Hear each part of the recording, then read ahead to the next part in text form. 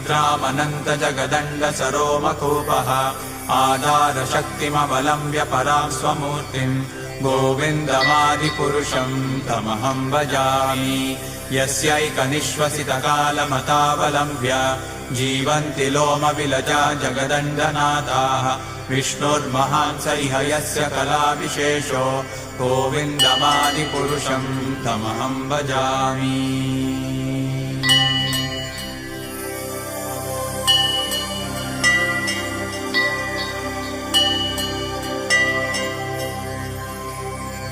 भास्वान् यथाश्मशकलेषु निजेषु तेजः स्वीयं कियत्प्रकटयत्यपि तद्वदत्र ब्रह्माय एष जगदण्डविधानकर्ता गोविन्दमादिपुरुषं तमहं भजामि।